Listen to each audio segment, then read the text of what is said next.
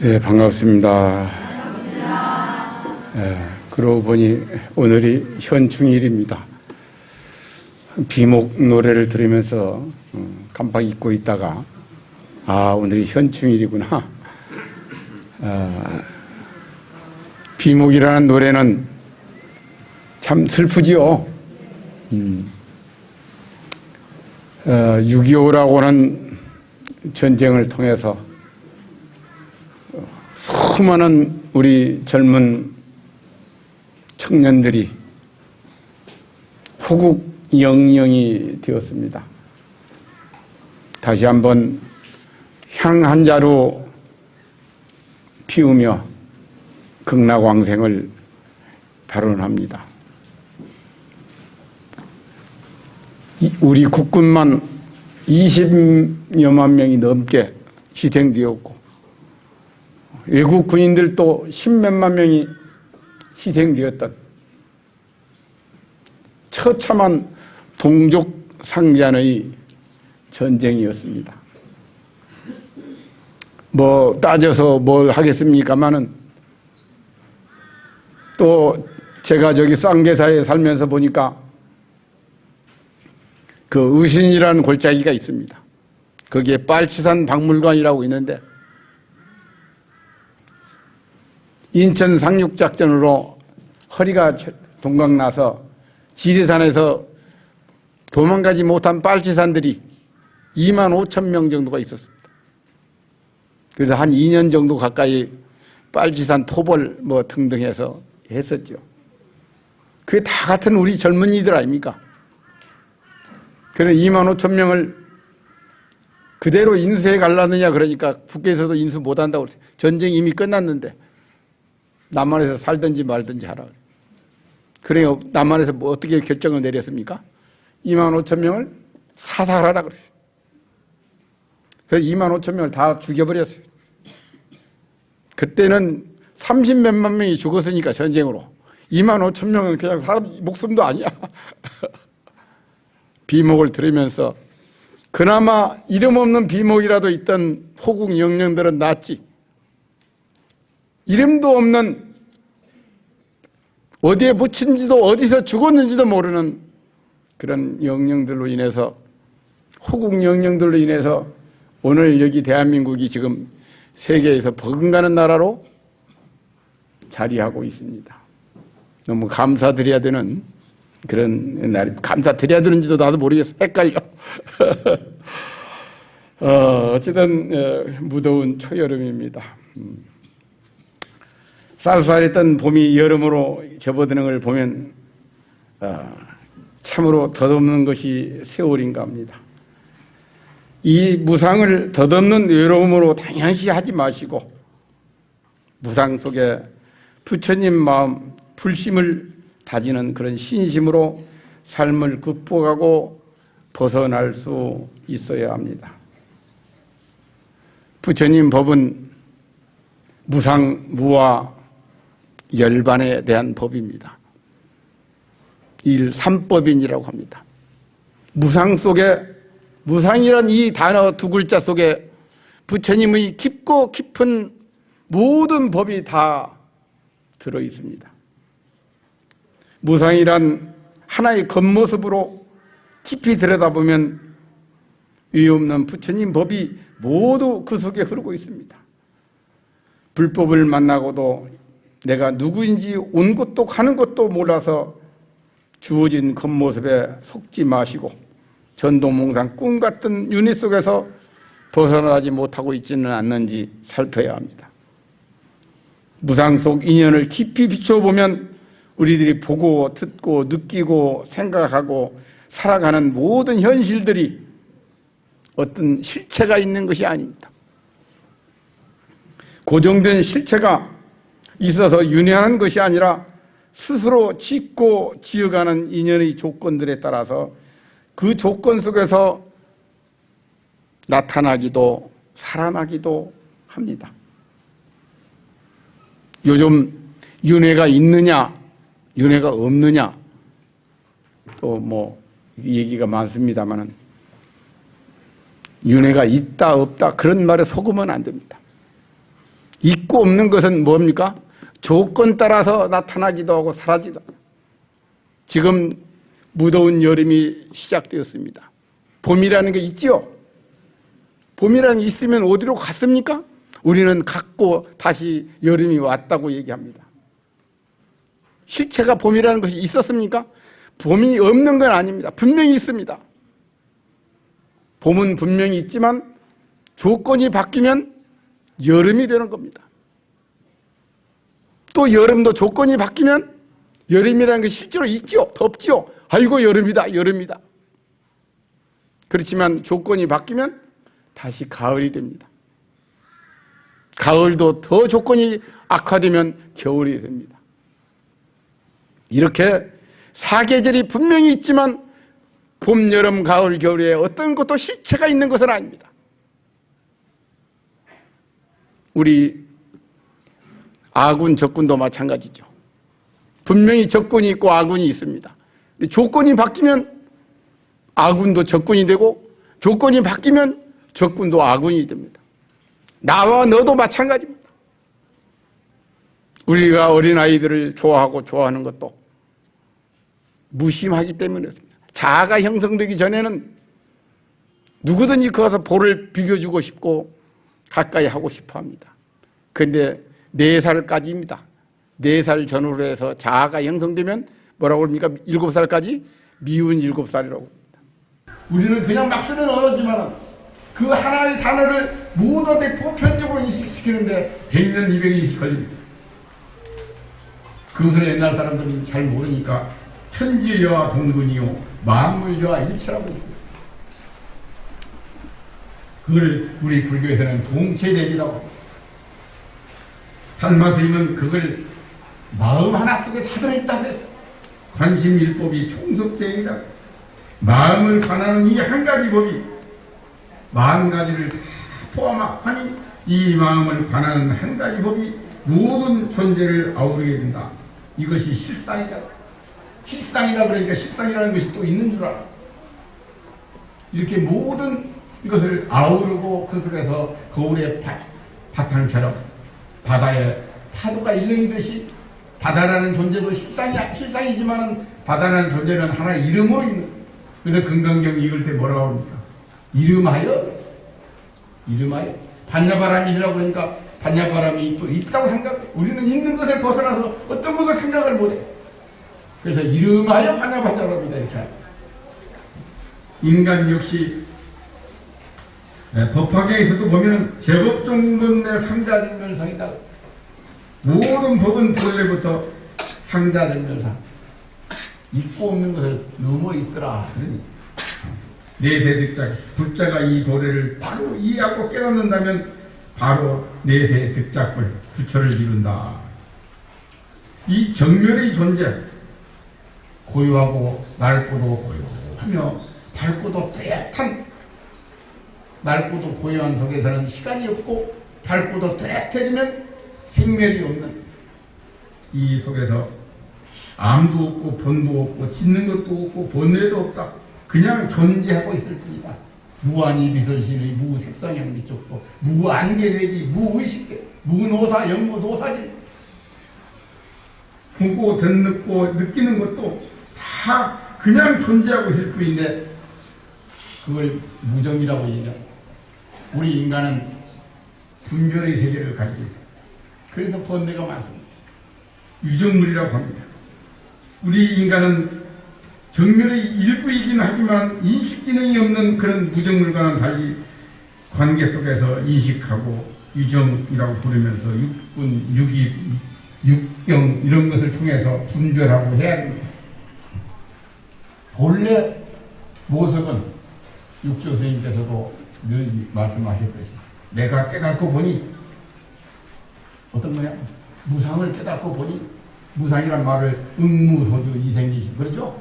무소주 먹는 바가 없어. 어떤 것도 먹는 바가 없어. 그 속에서 본래 자성이 그렇게 청정한 줄 어찌 알았어요. 자성이 청정한 줄, 맑고 고요한 줄, 자성이라고 하는 것이 생기고 사라지는 것이 아님을 내가 어찌 생각이나 했겠습니까?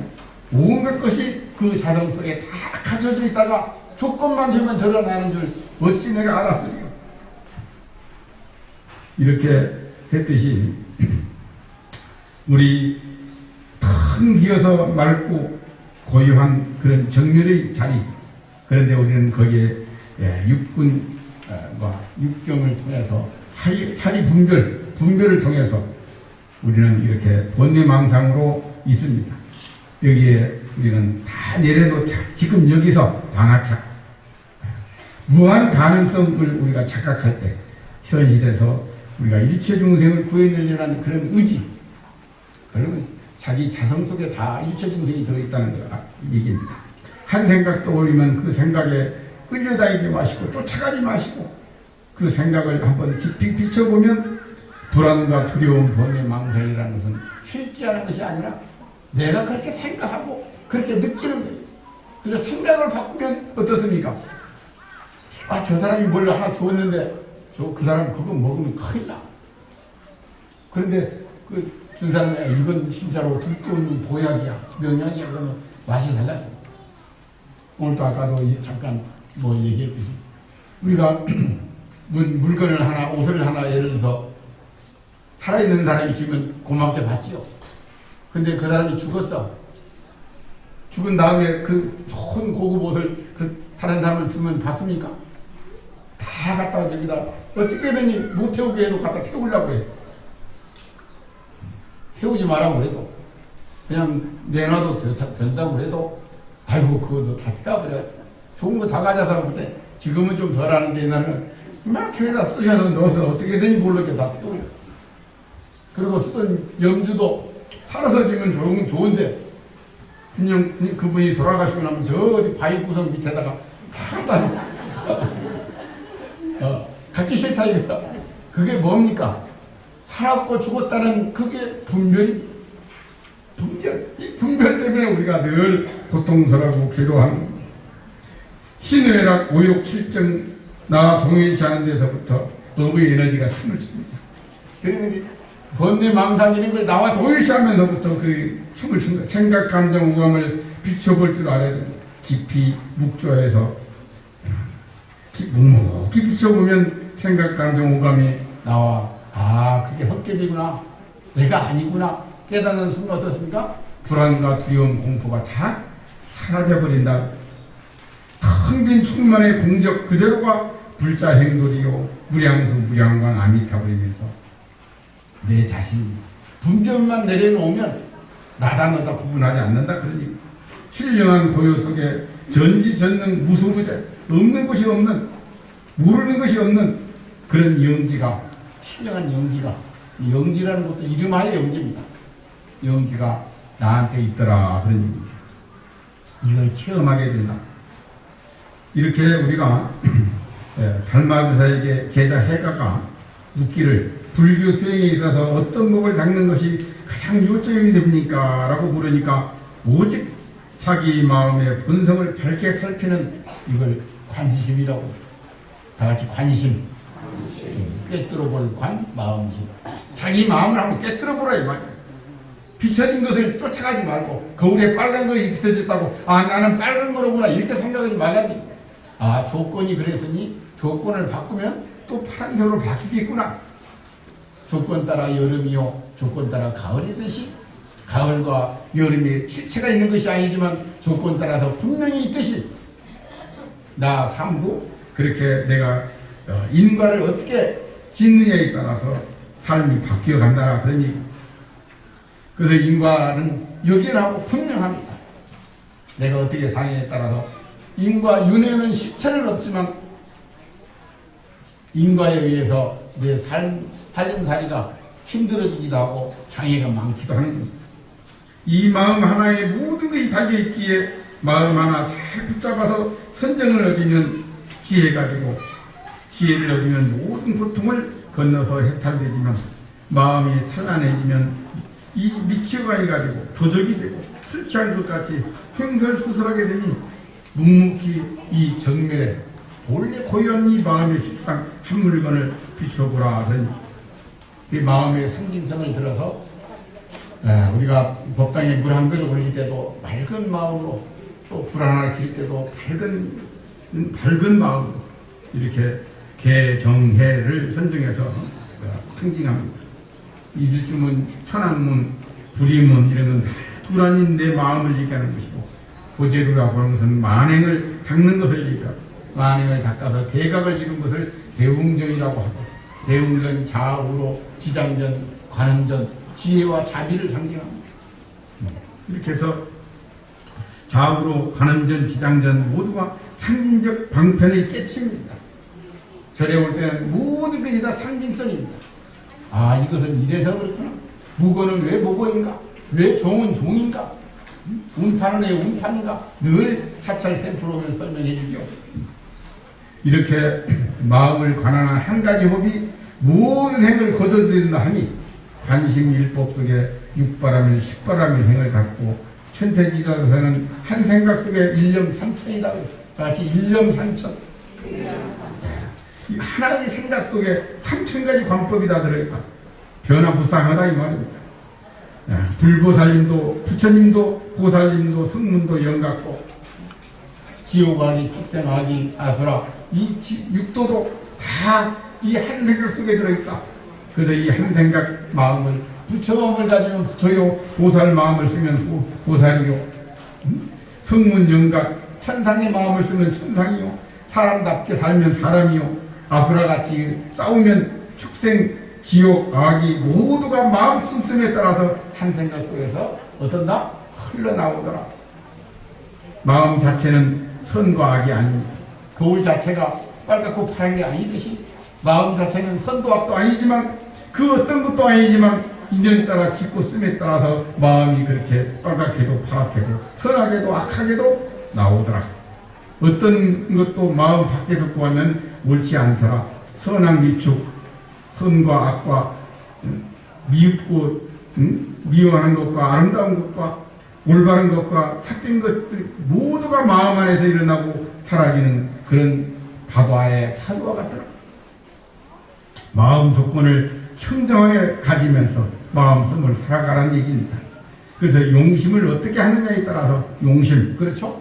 우리가 용심, 청정무렴한 마음, 해탈의 마음, 부처님 마음으로 살아갈 때 일체 중생들도 그 속에서 해탈을 얻게 되더라. 그래서 내가 내 마음 쓰는 것일지라도 내가 내 마음이라고 함부로 하면 안 돼. 내 마음 하나 속에 그 영향이 파도가 미칩니다. 아까 양자역학 얘기했듯이 일체 중생들이 내 마음 하나, 나비드 하나 속에서 세상이 바뀌어가는 겁니다. 일체 중생들에게 공약 올리는 마음으로 도가 높아지면 높아질수록 엎드리라고 해서 엎드릴수록 용이다. 서로가 싸울 때도 보면 엎드릴수록 유리한 것처럼 우리가 달마의 마음을 관한 이 관심일법으로 마음법을 포섭한다는 이것으로 마음 농사를 우리가 지어야 됩니다. 그래서 제가 늘 엎드렸다 일어나면 제가 늘 원하영리 삼옥도 원하속담 담직조 원하상몽술법수 원하문수집이 열실 때 바랍니다. 유고 또 천수경의 간생보살 10가지 원하숙지 일책고 원하조독 지혜한 원하조독 선방편 원하숙승 반야선 이렇게 10가지 또 천수경 발언을 이루고 아야 향도상 도상과 지체 이 간생의 마음을 지니고 살아갈 테니 내가 가는 곳마다 할산지옥은 무너지고 화탕지옥은 쉬워지고 지옥은 사라지면서 축생은 지혜로워지고 아기들은 배불러지고 축생들은 고요히 싸움이 멈춰지고. 이 마음 쓰는 법에 대해서 내가 보니까 소설가 김홍신 씨 있죠? 김홍신 씨 9가지 안다라는 것이 너무 좋아서 제가 한번 같이 보보겠습니다. 굶어보면 안다. 밥이 하늘인 것을. 목말라 지쳐보면 안다. 물이 바로 생명인 것을. 일이 없어 놀아보면 안다. 일터가 낙원인 것을. 아프보면 안다. 건강이 엄청난 재산이라는 것을. 이런 기회야 비로소 안다.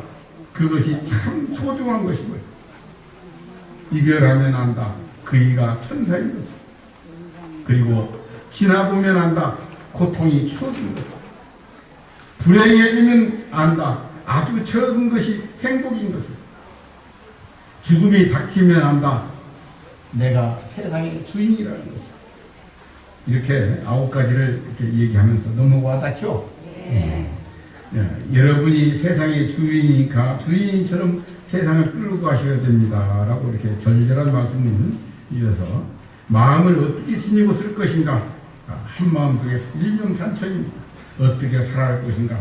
관세음의 15육창으로 나의 온갖 행을 삼고서 살아간다면 따로 죽어서 극락할 생각 안 해도 됩니다. 바로 여기가 극락입니다. 정토 연꽃을 피우는 세상입니다. 올여름 무더위가 예고되어 있습니다. 모두 건강관리 잘 하시면서 불교사님의 무한가피로 나날이 청정한 연꽃을 연꽃 행복을 피워나갑시다. 모두 수고하십시오.